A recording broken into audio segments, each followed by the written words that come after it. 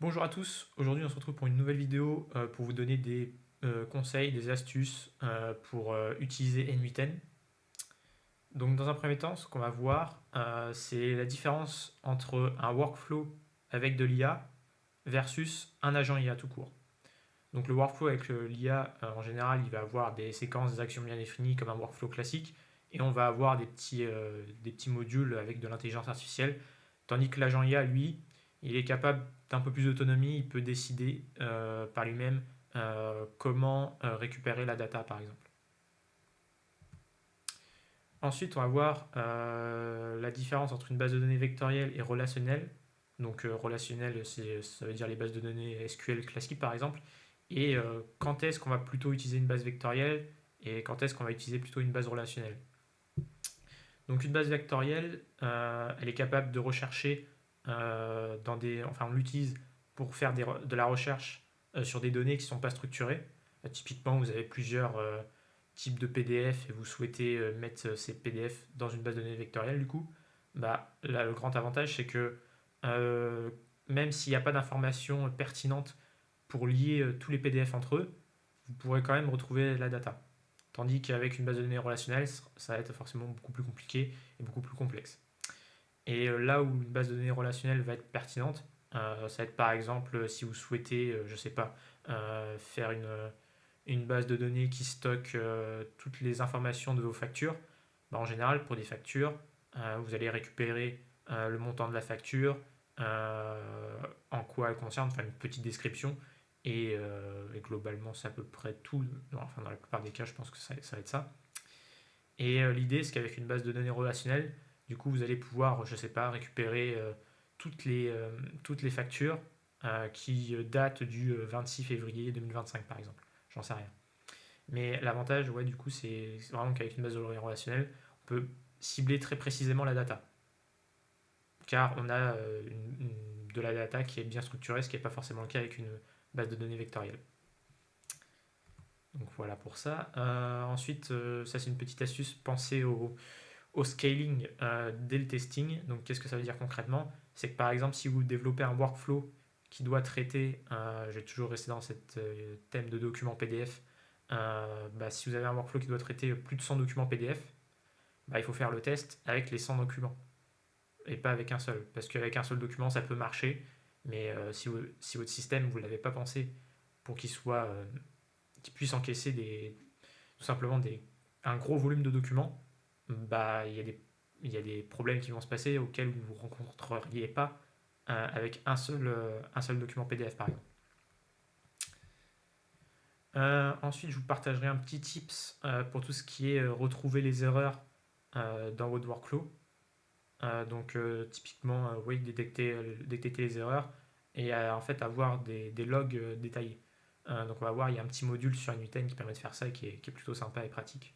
Et donc ensuite, pour terminer, on va voir tout ce qui est modularité des workflows. Donc qu'est-ce que ça veut dire? C'est concrètement concevoir des workflows ou des agents IA qui soient modulaires, donc c'est-à-dire qu'on puisse les réutiliser très facilement par la suite et que lorsqu'on modifie par exemple les données en entrée, on n'est pas obligé de modifier chaque module à la main. Si par exemple vous avez une variable que vous devez retrouver dans chacun de vos modules, bah, vous n'ayez pas à vous taper à la main d'aller dans chaque module et de renseigner la variable en question. Maintenant que je vous ai fait la petite présentation, on va pouvoir entrer dans le concret. Donc pour ce qui est de la partie workflow IA vs agent IA, bah, on va reprendre l'automatisation, enfin la vidéo que je vous ai faite sur la gestion des fichiers PDF et d'extraire la data de ces fichiers avec Mistral et Quadrant. Donc là, bah, on a un workflow typiquement qui va venir extraire les données PDF. Et dans ce workflow, on a de l'IA. On a tout d'abord, bah, principalement de l'IA pour la détection des images. Donc en fait, l'OCR détecte s'il y a présence d'image ou non. Et s'il y a des images qui sont contenues dans la page du fichier PDF, on va analyser ces images via Pixtral pour en récupérer une description, un contenu, etc. Pour au final insérer ça dans notre base de données vectorielle.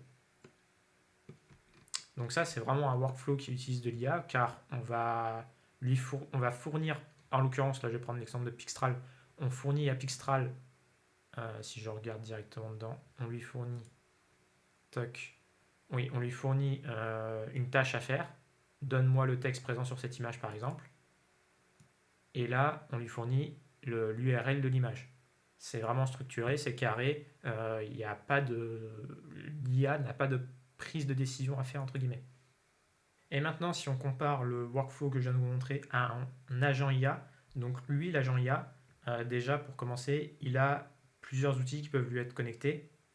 Donc là, en l'occurrence, il a juste un outil base de données vectorielle pour pouvoir retrouver de la data dans une base de données.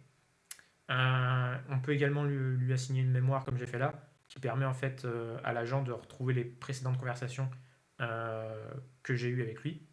Car oui, là, j'en ai pas dit, mais c'est un agent conversationnel. Et l'idée, en fait, c'est que cet agent, comparé au module IA qu'on vient de voir précédemment, bah, il est capable de s'adapter dans le sens où moi, quand je vais lui fournir une requête, je ne vais pas forcément lui donner de la data précise comme l'URL qu'on a vu juste avant, mais je vais lui demander, par exemple, peux-tu me donner la météo à Nantes? Mais il faut qu'il soit capable de me la donner sans avoir forcément une information structurée. Je, ça va être à lui en fait d'extraire et de comprendre ma requête pour ensuite faire la meilleure requête auprès de la base de données vectorielle et ensuite filtrer les résultats et me fournir la meilleure réponse. Ce qui est quand même plus... Il y a plus d'autonomie en fait qu'avec un module IA classique où il demande vraiment une tâche précise, carrée, et nette et précis. Là, on a plusieurs types d'entrées possibles pour une multitude de réponses possibles en fait. Deuxième point de la vidéo, base de données vectorielle vs les bases de données relationnelles. Donc là, pour vous illustrer ça, j'ai choisi de vous montrer ce workflow-là, qui est en fait, actuellement je développe une automatisation qui récupère des appels d'offres pour les entreprises du BTP.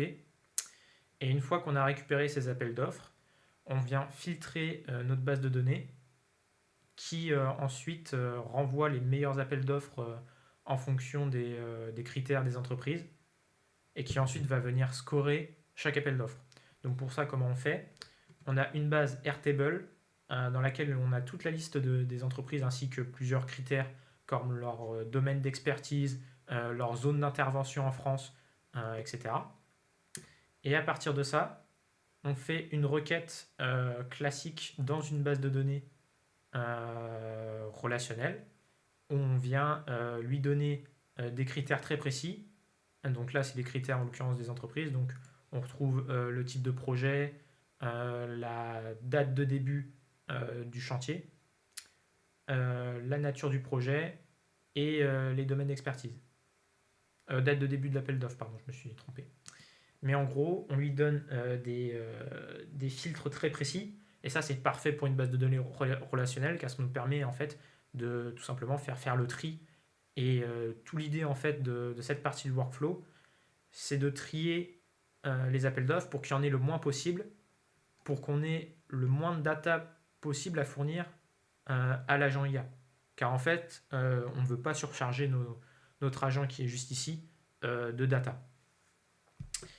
Et donc là, en l'occurrence, c'est parfait, la base de données relationnelle suffit largement pour filtrer notre donnée.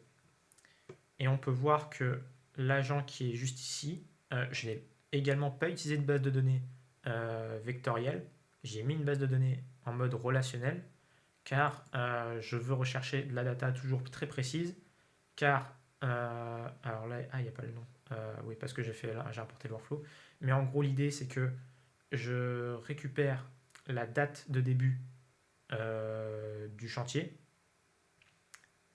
et je la filtre. Et un deuxième filtre qui vient chercher l'identifiant de l'appel d'offres. Et donc là, comme on a des données très précises qui nous permettent de récupérer précisément la data qui nous intéresse, on n'a pas besoin d'une base de données vectorielle.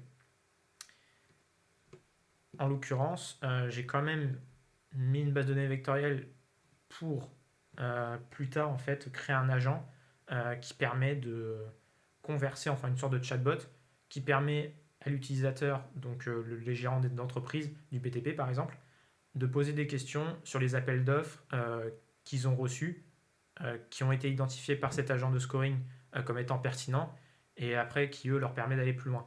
Et comme ils ont 1 milliard de questions et que c'est pas quelque chose d'identifiable et de précis et de carré, bah là on va plutôt privilégier la base de données vectorielle. C'est pour ça que personnellement j'aime bien aussi utiliser Supabase car on a en fait cette possibilité, cette mixité entre de pouvoir passer très facilement d'une base de données relationnelle à une base de données vectorielle. Ça s'adapte vraiment assez facilement pour le coup. Donc voilà, tout en gardant la même table de données. Ce que je voulais préciser aussi. Maintenant, on passe au troisième point de la vidéo, donc qui est de penser au scaling lors de son testing. Donc pour ça, on revient sur le premier workflow que je vous ai montré. Et là, l'idée, c'est que cette automatisation-là, moi, je l'ai développée non pas pour qu'elle puisse traiter un fichier PDF, mais qu'elle puisse en traiter plusieurs en même temps. Et ça, il faut quand même y penser. Si par exemple, lors de votre test, il faut tester avec si votre workflow doit être capable de gérer 100 fichiers, il faut tester avec les 100 fichiers. Et parce que par exemple, on peut avoir des soucis, je vais ouvrir ce module-là, vous pouvez avoir des limitations au niveau des API sur le nombre de requêtes que vous pouvez faire. Et là, par exemple, moi, je dois faire une requête pour chaque fichier PDF. Et donc là, il faut penser à regarder les limitations de l'API, en l'occurrence, c'est l'API Mistral.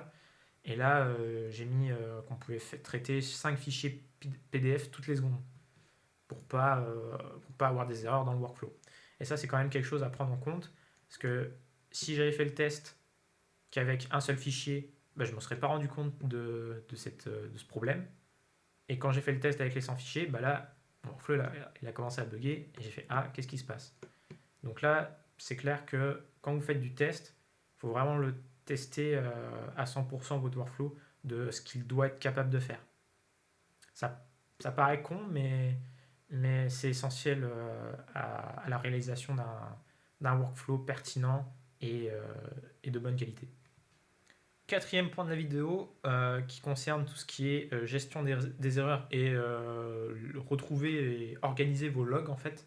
Donc pour ça, on a un module qui s'appelle exécution data qui est très pratique car en fait vous pouvez définir des filtres pour chaque exécution dans votre workflow. Donc là, moi ce que j'ai fait, c'est que par exemple, j'ai créé des filtres en fonction du nom du fichier qui passe dans le workflow et du numéro client. Et à partir de ça, si je vais dans les logs d'exécution de mon workflow, je suis capable de filtrer en fonction des critères assez précis. Et donc là, par exemple, je prends le numéro client, je vais dans les filtres, et ensuite j'ai Hide Lighted Data. Et là, on peut entrer nos noms de filtres custom, entre guillemets. Là, si je mets numéro client et que je rentre la valeur, ça me ressort directement, comme vous pouvez le voir, l'exécution, la bonne exécution. Donc, ce qui est très pratique lorsque vous avez beaucoup de tests à faire et que pour retrouver des erreurs que vous avez eues par le passé, ça peut être bien de mettre en place ce système de filtre pratique qui vous fait gagner énormément de temps. Cinquième et dernier point de la vidéo, c'est ce qui va être sur la conception de workflow et d'agents IA scalable entre guillemets. Donc qu'est-ce que j'entends par là? C'est par exemple, là je reprends le workflow que je vous ai montré précédemment sur le filtrage des appels d'offres pour le BTP. Si par exemple dans mon Airtable j'ajoute un nouveau champ, un nouveau critère de filtrage, je ne sais pas, pour déterminer si l'entreprise se trouve en Île-de-France ou non, là, moi, après, les critères qui sont dans cette table Airtable, je viens les récupérer, par exemple, dans cette node de code juste ici. Et l'avantage que j'ai eu auquel j'ai pensé lorsque j'ai créé cette node, c'est que je récupère directement toute la data renvoyée par Airtable. Au début, ce que je m'étais dit, c'est que j'allais uniquement prendre les champs qui m'intéressaient. Parce qu'en fait, dans ce module-là me renvoie plein de champs mais je les utilise pas forcément tous. Mais l'avantage, c'est qu'en récupérant tous les champs et en les faisant tous passer dans la boucle, eh bien, même si j'en ajoute des nouveaux, j'aurais pas besoin d'ouvrir les différents modules qui sont ici et de leur spécifier à chaque fois le champ à récupérer. Et donc ça me fait gagner du temps parce que après, si par exemple, là dans l'idée que je viens de vous dire, si je décide d'ajouter un nouveau champ, tout ce que j'ai à faire, c'est à renseigner ce champ de critères dans mon scoring agent et juste je rajoute un nouveau tiret et je mets là par exemple, en l'occurrence, je vous avais dit si l'entreprise se trouve en Île-de-France ou pas, et j'ai juste à rajouter un tiret et à mettre la variable JSON qui convient et c'est réglé. J'ai pas besoin de rentrer dans cette note de code par exemple et à perdre du temps entre guillemets. Et après, donc ça c'est au niveau workflow. J'ai pris ce petit exemple là car je le trouvais sympa. Mais au niveau des agents, ce qui peut être bien, c'est de créer des templates d'agents un peu comme celui-là, comme un agent de calendrier que vous pouvez réutiliser très très souvent par la suite. Et en fait, l'utiliser en tant que sous-agent, entre guillemets, c'est-à-dire que l'agent que vous voyez là, il est piloté par un autre agent IA qui lui prend des décisions et qui est en fait une sorte d'orchestrateur d'agent IA, entre guillemets. Et l'avantage avec ce genre de petits templates, c'est qu'on peut les réutiliser très facilement et qui sont très modulaires. Donc voilà pour mes petites astuces sur N8N. Si la vidéo vous a plu, n'hésitez pas à mettre un like et à vous abonner, ça me soutient et ça fait toujours plaisir. Et si jamais vous avez des besoins liés à la création, à la conception de systèmes automatisés ou d'agents IA pour votre entreprise, votre structure, n'hésitez pas à aller dans le lien, dans le lien qui est dans ma description, qui permet de prendre rendez-vous avec moi, tout simplement pour que je puisse vous conseiller et voir tout simplement qu'est-ce que vous souhaitez faire avec des workflows IA ou des agents IA.